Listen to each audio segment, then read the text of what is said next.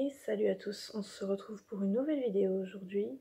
On part sur une explication de texte, cette fois d'un texte de La Fontaine. La Cour du Lion. Donc c'est un texte qui appartient... Eh bien, c'est parti, on y va pour l'explication. La Fontaine est un fabuliste du XVIIe siècle. Il appartient donc au mouvement du classicisme, c'est-à-dire qu'il s'inspire des anciens, à savoir Ésope, un fabuliste grec, et il a pour double objectif de plaire et d'instruire à travers des récits qui comportent des moralités, c'est le genre de l'apologue. De plus, son originalité, il l'apporte grâce à un renouvellement de la fable, puisqu'il la met en vers, ce qui n'était pas le cas chez Ésope, puisque ses textes étaient en prose, et il apporte également une dimension critique, en plus de la valeur didactique. Les fables se décomposent en 3 recueils, le premier est paru en 1668, le second en 1678 et le dernier en 1692. Ici donc nous étudions le deuxième recueil, et spécifiquement un extrait du livre 7, à savoir la fable de la Cour du Lion, dont je vais faire la lecture. La Cour du Lion. Sa Majesté Lionne un jour voulut connaître de quelle nation le ciel l'avait fait maître. Il manda donc par député ses vassaux de toute nature, envoyant de tous les côtés une circulaire écriture avec son sceau. L'écrit portait qu'un mois durant le roi tiendrait cour plénière, dont l'ouverture devait être un fort grand festin, suivi des tours de fagotin. Par ce trait de magnificence, le prince à ses sujets étalait sa puissance. En son louvre, il les invita. Quel louvre! Un vrai charnier, dont l'odeur se porta d'abord au nez des gens. L'ours boucha sa narine. Il se fit bien passer de faire à cette mine, sa grimace se déplut. Le monarque irrité l'envoya chez Pluton faire le dégoûter. Le singe approuva fort cette sévérité, flatteur excessif, il loua la colère et la griffe du prince, et l'antre et cette odeur. Il n'était tendre, il n'était fleur, qui ne fût taille au prix. Sa sotte flatterie eut un mauvais succès, et fut encore puni. Ce monseigneur du lion-là fut parent de Caligula. Le renard étant proche, « Or ça, lui dit le cerf, que sens-tu? Dis-le-moi à part le sang déguisé. » L'autre, aussitôt de s'excuser, alléguant un grand rhume. Il ne pouvait que dire sans odorat. Bref, ils s'en tirent. Ceci vous sert d'enseignement. Ne soyez à la cour, si vous voulez y plaire, ni fade adulateur, ni parleur trop sincère, et tâchez quelquefois de répondre en normand. Donc dans cette fable, le lion propose une réception à son palais, mais il s'avère qu'une odeur épouvantable se fait sentir. Les invités incommodés deviennent victimes du lion qui est indigné par leur réaction, à l'exception du renard. C'est donc une morale qui prône la mesure entre franchise et mensonge qui nous est donnée. Nous pouvons donc nous demander en quoi cette fable amusante cache tout de même une critique de Louis XIV et de ses courtisans. Après avoir mis en évidence la contextualisation de l'événement et la mise en valeur du lion, nous verrons quelles ont été les réactions des courtisans qui illustrent 3 types de comportements. Ceci nous conduira à l'étude de la moralité avec la prise de parole directe du fabuliste. On a donc dans un premier temps des vers 1 à 14, une partie du récit qui se consacre au lion.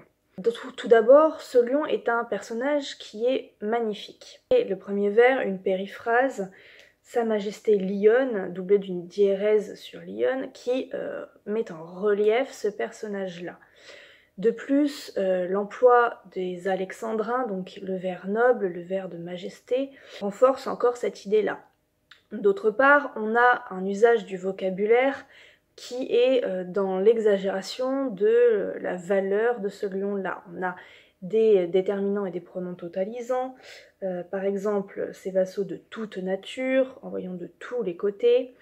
On a également des intensifs redoublés, un fort grand festin. Tous ces éléments-là donc participent à la création d'un personnage au-dessus des autres.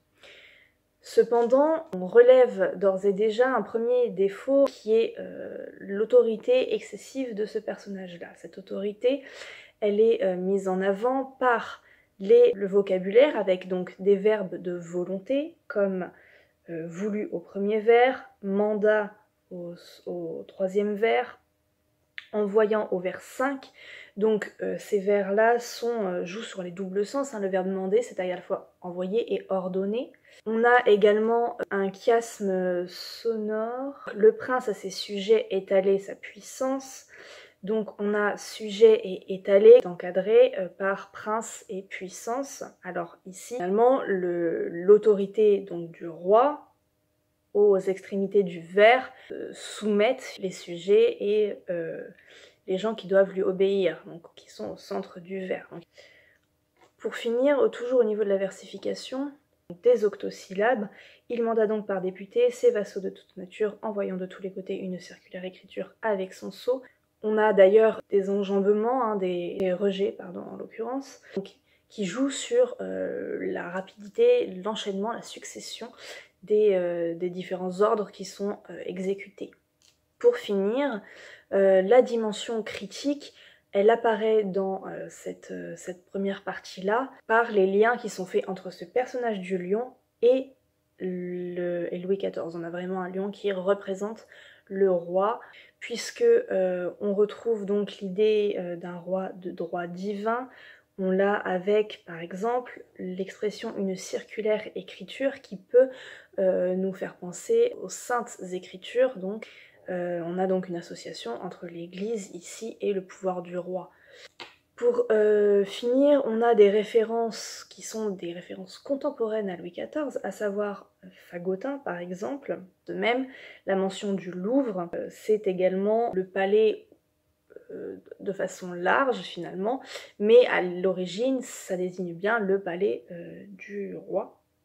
Ces éléments donc concernant le personnage du lion d'un côté et derrière la critique donc sous-jacente sont relayés, disons, dans un second temps avec une critique qui s'élargit aux courtisans. Alors on a en fait à partir du vers 15 un retournement de situation, tout le faste du début devient quelque chose de nauséabond. Donc la situation est de suite tournée en dérision. On a un lieu qui est désacralisé tout d'abord, avec un énoncé averbal, une exclamation tout à fait ironique, donc qu'est le Louvre au vers 15, qui met en avant le contraste entre ce qui est prétendu, donc un palais, et ce qui se trouve en réalité, à savoir un charnier.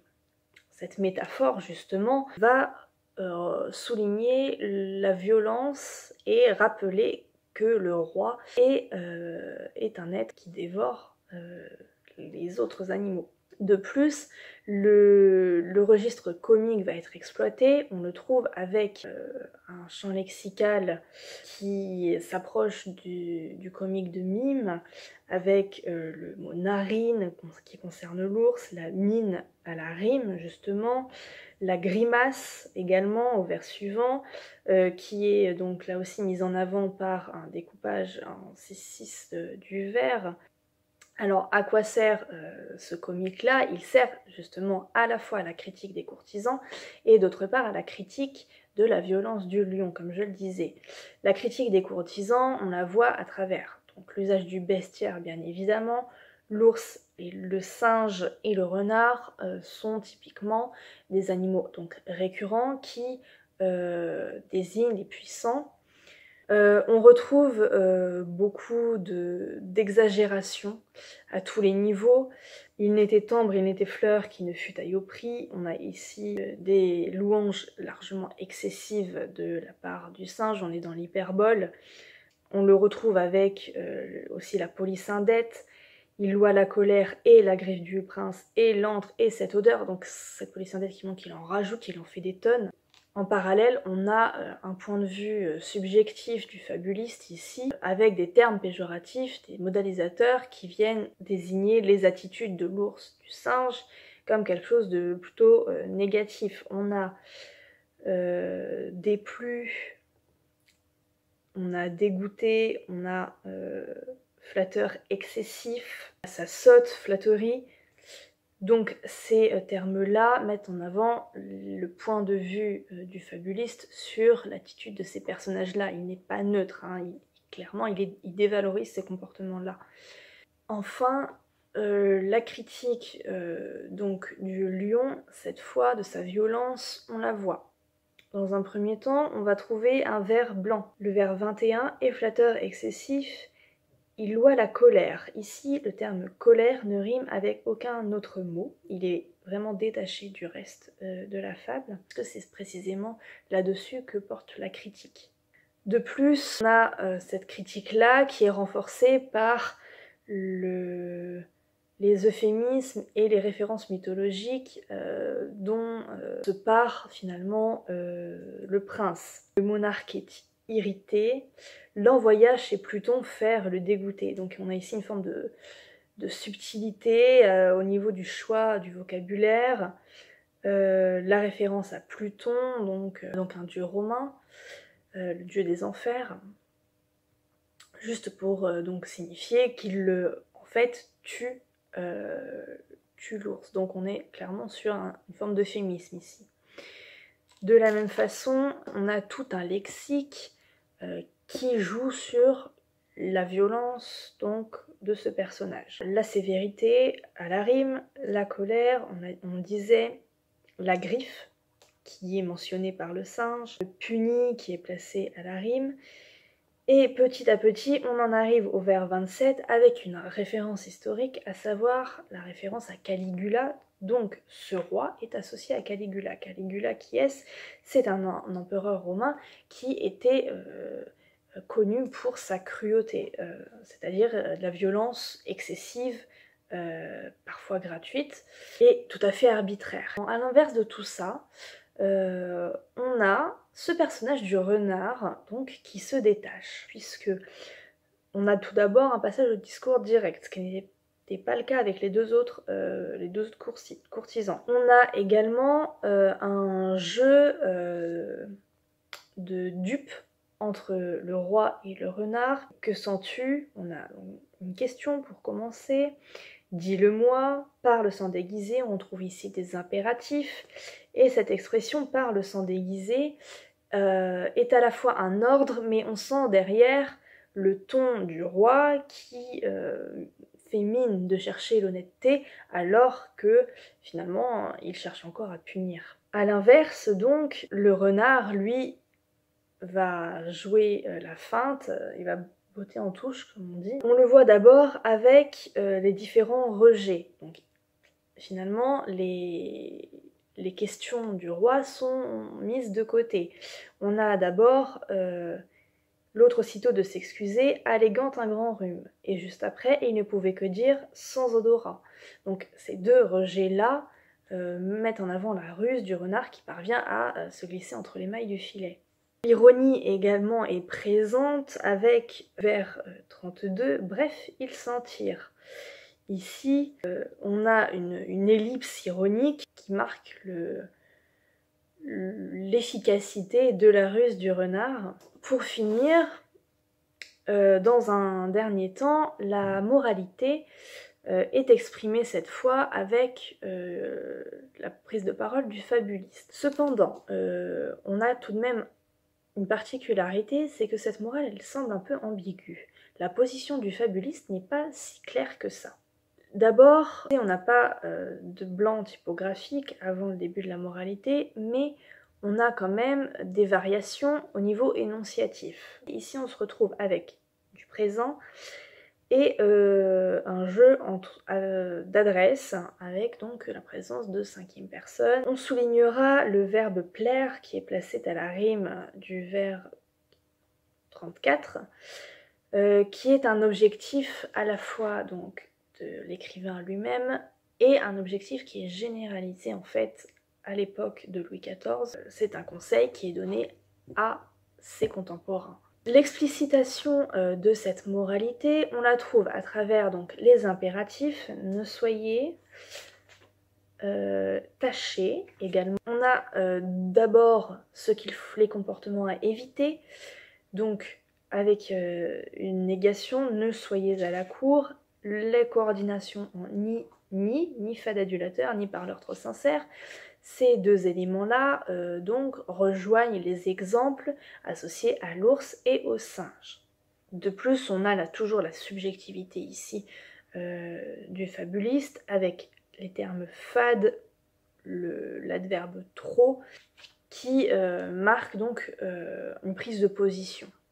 En revanche, on trouve ensuite une affirmation, tâchez quelquefois de répondre en normand, qui vient nuancer les comportements à ne pas faire. En fait, c'est davantage une observation, une conclusion sur des comportements typiques de l'époque. Au lieu de dire « il faut vous comporter comme ceci ou comme cela parce que c'est bien », La Fontaine dit je constate à la cour que tel comportement vous entraîne des problèmes et tel comportement vous permet de vous assurer une place de choix auprès du roi. » Pour conclure, on peut donc dire que on s'était donc demandé comment derrière cette fable amusante on pouvait retrouver une dimension critique Or, on peut dire que, effectivement, on a une fable qui est plutôt plaisante à lire. On a un ton léger, on a de l'ironie, on a un retournement comique, mais la spécificité, je le disais, c'est donc vraiment cette morale qui n'en est pas une, qui n'apparaît pas de la même façon que dans les autres fables. Ici, on a surtout une critique à double niveau, c'est ça qui domine, critique de l'hypocrisie des courtisans et de la violence du roi. On retrouve la même chose d'ailleurs dans Les obsèques de la lionne, ou bien dans Les animaux de Malade de la peste, qui est d'ailleurs le premier poème de ce recueil, qui va donner le ton en fait pour l'ensemble des fables de ce recueil-là. Et c'est cette dimension critique-là qui est largement amplifiée dans ce recueil, contrairement au premier recueil, qui était justement davantage dans une éducation d'ordre moral. J'espère que cette explication de texte vous aura aidé. Encore une fois, il ne s'agit pas de répéter mot pour mot ce que moi j'ai pu dire, d'autant que je bug pas mal de fois. Il s'agit simplement là de vous aider à savoir comment construire l'explication de texte, sur quoi elle doit reposer, comment mettre en lien les idées, etc. Comment construire une réflexion et une bonne argumentation. Je vous souhaite ensuite bon courage pour votre bac.